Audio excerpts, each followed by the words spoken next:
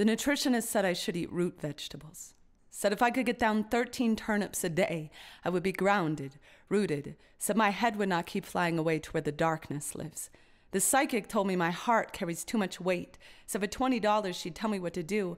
I handed her the 20. She said, "Stop worrying, darling. You will find a good man soon." The first psychotherapist said I should spend 3 hours a day sitting in a dark closet with my eyes closed and my ears plugged. I tried it once, but couldn't stop thinking about how gay it was to be sitting in the closet. The yogi told me to stretch everything but the truth, said to focus on the out-breath, said everyone finds happiness if they can care more about what they give than what they get. The pharmacist said Klonopin, Lamictal, lithium, Xanax. A doctor said an antipsychotic might help me forget what the trauma said. The trauma said, "Don't write this poem. Nobody wants to hear you cry about the grief inside your bones." But my bones said, Tyler Clemente dove into the Hudson River, convinced he was entirely alone. My bones said, "Write the poem." To the lamplight, considering the riverbed, to the chandelier of your faith, hanging by a thread, to every day you cannot get out of bed, to the bullseye of your wrist, to anyone who has ever wanted to die, I have been told sometimes the most healing thing we can do is remind ourselves over and over and over. Other people feel this too. The tomorrow that has come and gone, and it has not gotten better. When you are half finished writing that letter to your mother that says, "I swear to God I tried, but when I thought I'd hit bottom, it started hitting back."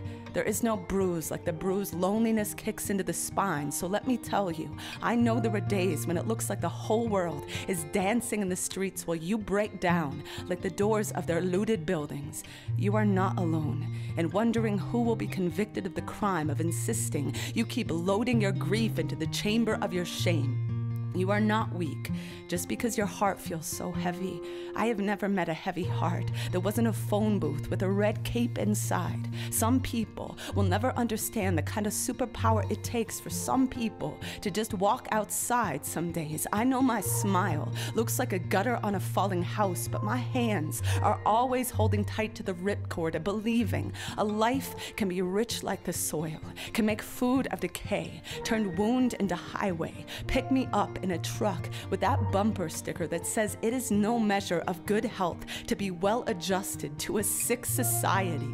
I have never trusted anyone with the pulled back bow of my spine the way I trust the ones who come undone at the throat, screaming for their pulse to find the fight to pound. 4 nights before Tyler Clemente jumped from the George Washington Bridge, I was sitting in a hotel room in my own town calculating exactly what I had to swallow to keep a bottle of sleeping pills down. What I know about living is the pain is never just ours. Every time I hurt, I know the wound is an echo, so I keep listening for the moment when the grief becomes a window, when I can see what I couldn't see before through the glass of my most battered dream. I watched a dandelion lose its mind in the wind, and when it did, it scattered 1,000 seeds. So the next time I tell you how easily I come out of my skin, don't try to put me back in. Just say, here we are, together at the window, aching for it to all get better, but knowing there is a chance our hearts may have only just skinned their knees, knowing there is a chance the worst day might still be coming.